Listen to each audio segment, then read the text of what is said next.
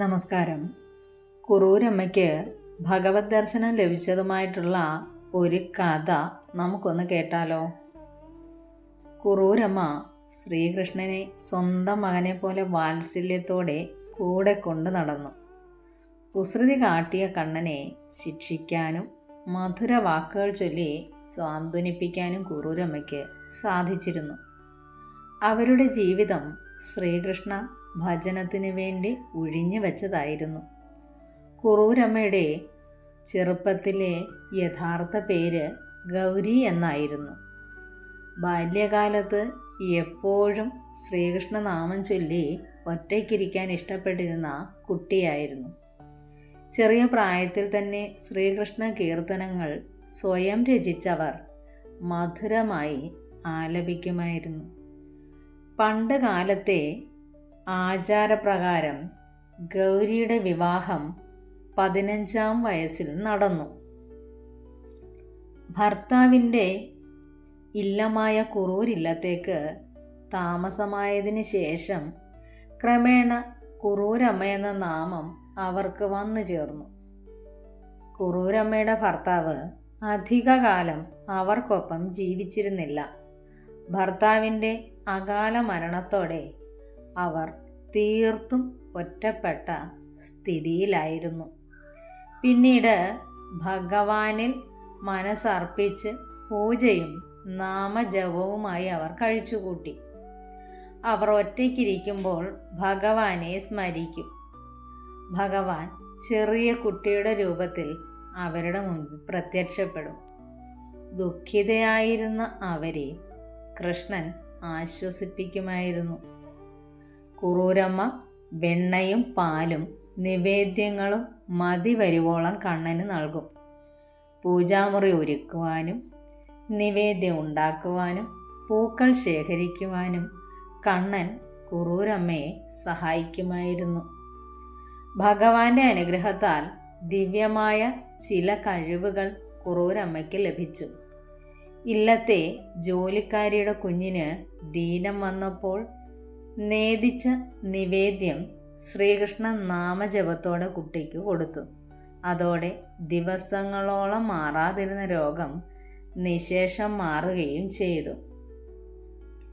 പിന്നീട് ഒരു ദിവസം വയറുവേദനയുമായി വന്ന ബ്രാഹ്മണന് ഭഗവാന് നേദിച്ച അട ഭുജിക്കുവാൻ കൊടുക്കുകയും ബ്രാഹ്മണന്റെ പഴകിയ വയറുവേദന പെട്ടെന്ന് മാറുകയും ചെയ്തു. കുറൂരമ്മയെ എല്ലാവരും ബഹുമാനത്തോടെയും അതിലുപരി സ്നേഹത്തോടെയുമാണ് കണ്ടിരുന്നത്.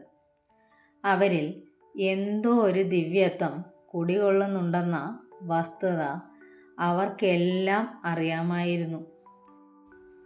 അയൽപക്കത്തെ മുതിർന്ന ആൺകുട്ടിയുടെ വഴിപിഴച്ച പോക്കിനെക്കുറിച്ച് അവൻ്റെ അമ്മ കുറൂരമ്മയോട് എപ്പോഴും സങ്കടത്തോടെ പറയുമായിരുന്നു. ഒരു ദിവസം കുറൂരമ്മ അവനെ ആളെ അയച്ചു വരുത്തി. അവന് വയറ് നിറയെ ഭക്ഷണം നൽകി. ഇല്ലത്തെ പറമ്പിൽ ചെറിയ ജോലികൾ ചെയ്യാൻ ഏൽപ്പിച്ചു. ചെയ്ത ജോലിക്ക് അവന് പ്രതിഫലവും നൽകി. പിന്നീടുള്ള ദിവസങ്ങളിൽ എന്തോ ഒരു ആകർഷണ ശക്തിയാൽ കുറൂരമ്മ പറയാതെ തന്നെ അവൻ കൃത്യസമയത്ത് വന്ന് പണികൾ ചെയ്തു കുറൂരമ്മയെ സഹായിച്ചുകൊണ്ടിരുന്നു. ക്രമേണ കുറൂരമ്മയുടെ സാമീപ്യവും ഉപദേശവും നിമിത്തം അവൻ്റെ മനസ്സിൽ മാറ്റം വരികയും ഈശ്വര ചിന്ത വളരുകയും നല്ലൊരു ഈശ്വര വിശ്വാസിയായി മാറുകയും ചെയ്തു.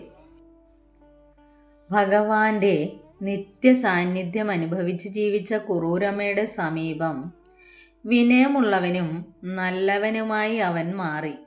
ഒരു ദിവസം കുറൂരമ്മ അവനോട് പറഞ്ഞു, മകനെ, വാക്കിലും പ്രവൃത്തിയിലും നന്മയുണ്ടാകാൻ നിത്യേന ഈശ്വര ഭജനം ആവശ്യമാണ്. ഈശ്വരനോട് അടുക്കും തോറും നമുക്ക് അറിവ് വർദ്ധിക്കുന്നു.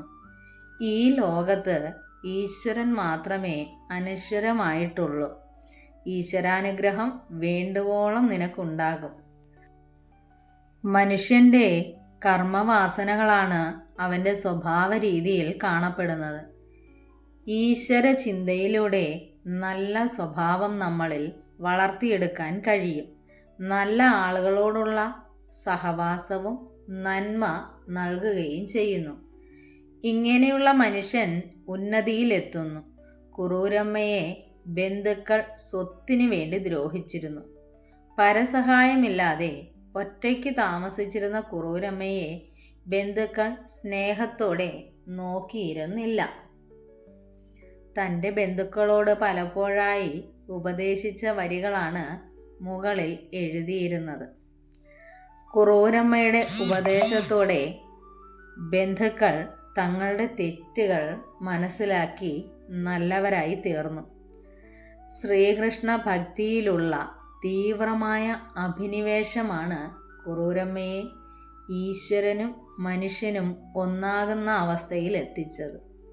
അവരുടെ ജീവിതത്തിൽ ദുഃഖം വരുമ്പോൾ അവർ നിരാശപ്പെട്ടിരുന്നില്ല.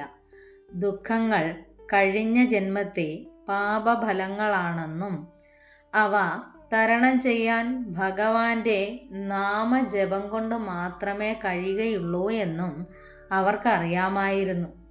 വളരെ ചെറുപ്പത്തിലെ തന്നെ വിധവയായതിനാലായിരിക്കാം കുറൂരമ്മയ്ക്ക് കൃഷ്ണഭക്തി ഇത്രയും തീവ്രതയോടെ നിലനിർത്തിക്കൊണ്ടു പോരുവാൻ സാധിച്ചത്. ആദ്യം ഒന്ന് പ്രഹരിക്കുകയും പിന്നീട് തലോടുകയുമാണ് ഭഗവാൻ അവരോട് ചെയ്തത്. ആ ഭഗവാനിൽ തന്നെ കുറൂരമ്മ അഭയം കണ്ടെത്തിയിരുന്നു. സ്വന്തം ബന്ധുക്കളെ തള്ളിക്കളഞ്ഞ് കുറൂരമ്മയെ തനിച്ചാക്കിയത് ഭക്തിയുടെ ലോകത്ത് അവരെ വാനോളം ഉയർത്താൻ വേണ്ടിയാണെന്ന്. പ്രത്യേകിച്ച് യാതൊരു രോഗവും കുറൂരമ്മയ്ക്കില്ലായിരുന്നു. ചൈതന്യം തുടിക്കുന്ന മുഖവും നാരായണ മന്ത്രം ചൊല്ലുന്ന അധരവും ആ സാധു സ്ത്രീയെ കൂടുതൽ ഐശ്വര്യവതിയാക്കിയിരുന്നു. ആത്മശുദ്ധിയും ദേഹശുദ്ധിയും നിറഞ്ഞു നിന്ന അവരുടെ ലോകത്ത് ഈശ്വരനാമം മാത്രമേ ഉണ്ടായിരുന്നുള്ളൂ. ഭക്തോത്തമയായ അവരുടെ കൃഷ്ണഭക്തിയെ വർണ്ണിക്കുവാൻ വാക്കുകൾ ഉണ്ടായിരുന്നില്ല. നിറഞ്ഞ ഭക്തി കൊണ്ട് മാത്രമേ ഈശ്വരനോട് അടുക്കുവാൻ സാധിക്കുകയുള്ളൂ. നല്ല മനസ്സുള്ളവർക്ക് മാത്രമേ ഈശ്വര ഭക്തി സ്ഥിരമായി നിലനിർത്തിക്കൊണ്ടു പോകുവാൻ സാധിക്കുകയുള്ളൂ. ഇതാണ് കുറൂരമ്മയുടെ ജീവിതത്തിലെ തത്വം. നാമസങ്കീർത്തനങ്ങൾക്ക് ഔഷധങ്ങളെക്കാൾ ശക്തിയുണ്ടെന്ന് കുറൂരമ്മയുടെ ജീവിതത്തിൽ പല സന്ദർഭങ്ങളിലും തെളിയിച്ചിട്ടുണ്ട്. അന്ത്യകാലം അടുത്ത് അവർ മനസ്സിലാക്കിയിരുന്നു. ഇത്രയും കാലം ഞാൻ സ്മരിച്ചാൽ ഭഗവാൻ എൻ്റെ അരികിൽ വരുമായിരുന്നു. ഇനി ഞാൻ ഭഗവാനെ ദർശിക്കാൻ ഭഗവാന്റെ സമീപത്തേക്ക് പോവുകയാണ്. അന്ത്യകാലത്ത് അവർ ഇങ്ങനെയായിരുന്നു പറഞ്ഞിരുന്നത്. മനസ്സു നിറയെ ഭക്തിയുമായി കണ്ണനെ സ്വന്തം മകനായി കൊണ്ട് നടന്ന് ജീവിച്ച കുറൂരമ്മയെ അന്ത്യസമയം ഭഗവാൻ തന്നെ കൈപിടിച്ചു കൊണ്ടുപോയി എന്നാണ് പറയപ്പെടുന്നത്.